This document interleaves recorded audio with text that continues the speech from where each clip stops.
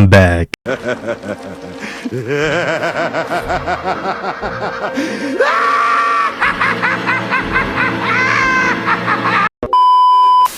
Alright, all jokes aside, I hope everyone had a wonderful year. Even if you didn't accomplish all of your goals, you've been given another chance to complete them. This year, I'll definitely will be posting more and might even start streaming, but not on Twitch. We all know what's happening on Twitch, bro. Reasons they listed was a lap dance. I'm the only one here, so I'm not really sure how I could have given anybody a lap dance. But that was one of the reasons they listed in the ban that I received. So I think honestly they are just cracking down on this new meta.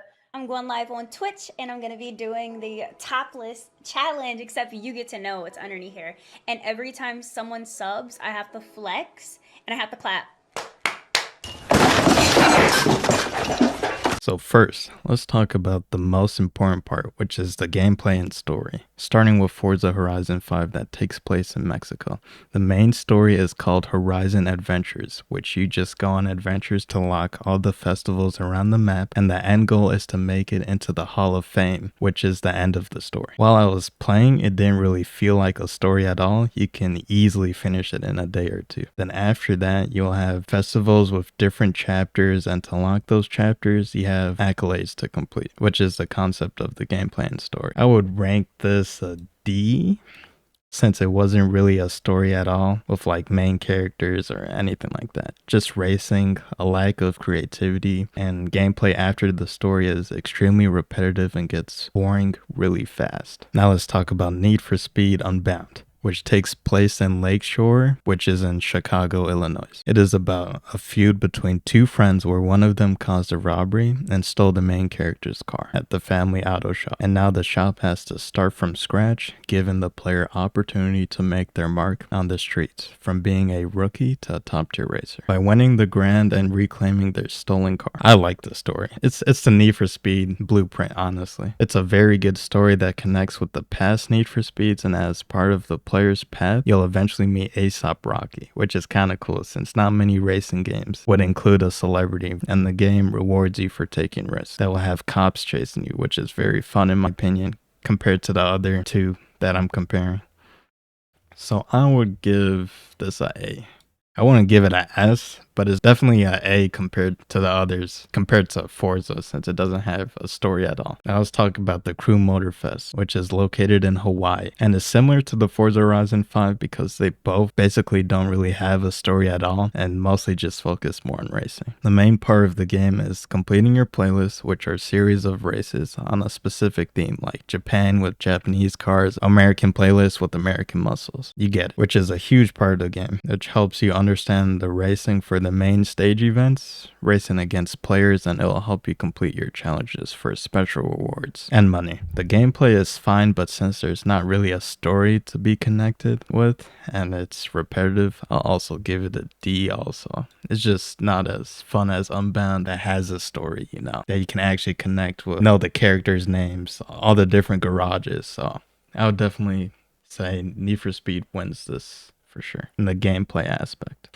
Now let's talk about the multiplayer aspects. So in Forza, there is crossplay, so you can play with people from console and PC with no issues. You can have up to 12 people that you can invite, which is fantastic. Note, whoever invited everyone is the leader and is the only one who can start the events. So I'll give this a tier A for Forza, since it's very fun when you can group up a lot of people and all play together, you know. Like that's the main point of multiplayer, is so you can play with your friends. So I'll give it A. Now for Need for Speed Unbound, the multiplayer is separate from single player. So the cars that you have and money that you have in the solo story mode, you won't have it in multiplayer. So you'll have to start from scratch. Multiplayer is full cross platform, but you can only have 4 people in your party and race together, which is kind of a bummer. You want to play with more friends. You don't want to just play with just 4. So because of that, I'll give it a C. The multiplayer is fun, but the fact that it's only 4 is kind of lame compared to Forza that has 12. Now let's talk about the CrewMotorfest multiplayer. Is depressing, which is a shocking. They advertise cross play, but it's only cross play when you're in a multiplayer race. Like, come on, bruh. You can't invite friends that are on console if you're on PC and vice versa. So like, why even advertise it? When I was playing and I found out I couldn't play with some of my friends because they were on console, I didn't even touch multiplayer. Like, what's the point if you can't even race with the homies? You know what I mean? So that's a straight F. All right, now let's get back to the default. Now let's talk about customization. So Forza Horizon's customization is extremely underwhelming compared to Need for Speed and the Crew. There's only some cars that get a wide body kit, and it's just usually one additional body kit. So they do have good wheel choices to pick from, and even though you do get interior view while driving, you can't even customize that. So, and most cars don't even have customization at all. All you can do is just lower the car, add paint, add tint, windows, and change the license plate. But other than that, it's extremely mid. So I'll give it a D since the creativity is extremely limited compared to the other two. Now, the customization and Need for Speed Unbound is actually fantastic. You have lots of freedom to lowering your car, adding multiple different body kits and headlights, and even being able to add a license plate that you want. Now, Need for Speed doesn't have an interior view camera, so it doesn't have interior customization, which makes sense. It doesn't even have the camera. But all cars have a lot of customizations, except for Ferrari. We all know about Ferrari. It's more on the Forza side when it comes to customizing a Ferrari. You know, Ferrari can be extremely picky about that. You can also customize the drift effects, but other than that, I would give the customization a S. Compared to the others, I would give it a S. Like, you can take off your bumper, you can take off whatever. You could do literally whatever you want. So I would definitely say that's S tier for sure compared to the other two. Now, the CrewMotorfest customization is similar to Forza, but with a lot more customization options. With body kits, different hoods, mirrors, wheels, and most unique customization is that you can actually customize your interior. Like, change the color of your seats, add suede to the other sides of your door, dash, an armrest, or carbon fiber. Whatever you like. You can really spec out how you want your car to be. But you can't customize your license plate at all, which is a bummer since you'll most likely be looking at the back of your vehicle while racing. And you can't get tinted windows unless you win through challenges and races. And you can use legendary points too, but you'll have to spend money on that. So I'll give it a B.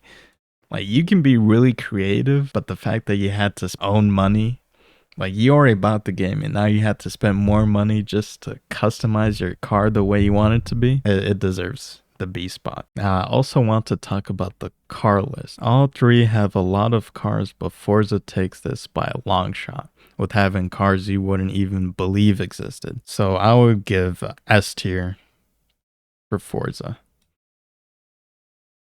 For sure. And C tier for Need for Speed, because they don't have Toyota or Audi, but the others do. So, and I would give B tier to the Crew.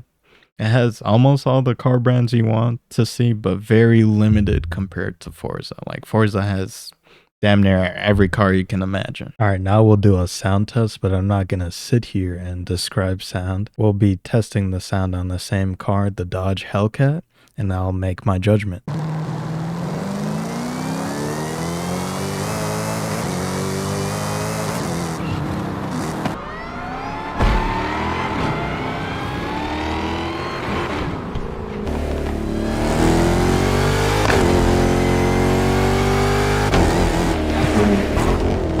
Put in the Crew at S tier, Need for Speed at A tier, and Forza at B tier. I just feel like the supercharger in Forza wasn't very pronounced as how it is in real life.